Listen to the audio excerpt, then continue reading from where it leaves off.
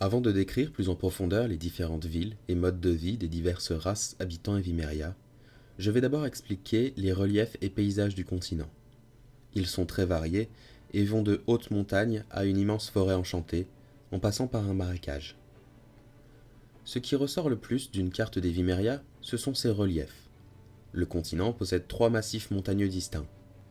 Au nord, les monts embrumés, à l'est, les monts arboricoles, et au sud, les monts enneigés. Leurs noms sont plutôt évocateurs. Les monts embrumés sont toujours couverts d'une brume épaisse, du fait de certains vents venant du nord et apportant des nuages de l'océan, qui ensuite restent bloqués entre les arbres et les reliefs. Ces montagnes sont assez atypiques par celui-ci. Montant jusqu'à une altitude maximale de 2500 mètres de haut, les sommets des monts embrumés forment des centaines de coupes, accueillant les nuages et renforçant la brume. Par certains jours très dégagés, on peut voir les bords de ces bols, remontant juste au-dessus des nuages.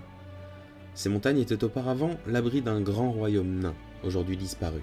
On ne sait pas s'ils sont tous morts ou s'ils ont disparu dans les tréfonds au travers de très nombreux passages qui constellent les montagnes.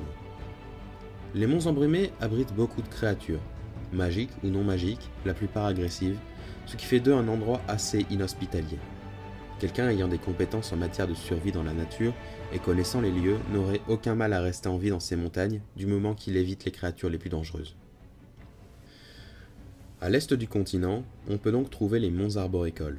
Le plus haut sommet culmine vers 3800 mètres d'altitude, plus haut donc que les monts embrumés, mais moins haut que les monts enneigés qui grimpent jusqu'à 6800 mètres d'altitude. Les monts arboricoles sont bien plus simples de relief que les monts embrumés. La chaîne de montagnes à l'est du continent évimérien est tout à fait classique, hormis le fait qu'elle soit couverte de forêts jusqu'à son plus haut sommet. Ces monts sont, depuis la création, sous la juridiction des elfes et présentent bien moins de tunnels descendant jusqu'au tréfonds du continent que les deux autres massifs montagneux.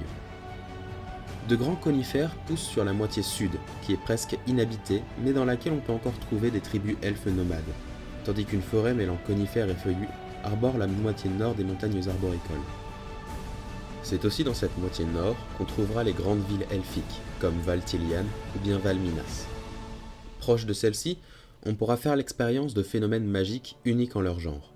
Les elfes ayant toujours été la race mortelle la plus propice à l'utilisation de la magie, ils ont infusé celle-ci dans tout leur environnement. On ne pourra pas trouver, dans cette moitié nord des montagnes, une seule espèce animale non transformée par magie. Certains explorateurs à la recherche des elfes se sont parfois crus dans un royaume féerique, où l'obscurité apportée par les arbres donne souvent une touche de crépuscule constant à la forêt. Les montagnes au sud tirent leur nom du fait qu'elles sont toujours enneigées, même au cœur de l'été. Ce sont les plus hauts sommets du continent, culminant à 6800 mètres de haut. Ils peuvent être vus depuis la grande plaine au centre d'Evimeria. En plus de rassembler les plus hautes montagnes d'Evimeria, c'est aussi la plus grande zone montagneuse du continent, et l'endroit le plus froid. Ces montagnes étaient autrefois occupées par un immense royaume nain, étant autant présent sur les montagnes qu'en dessous, dans les tréfonds. Ces nains, encore très légèrement présents selon des rumeurs, vivent encore dans la capitale naine, Grand Blanc.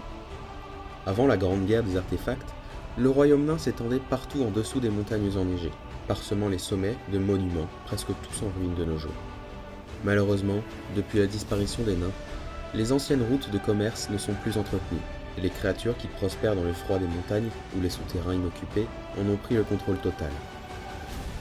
En s'écartant des montagnes enneigées, au nord et à l'est, lorsque les monts ne sont plus que des collines, on entre dans la zone la plus humide du continent.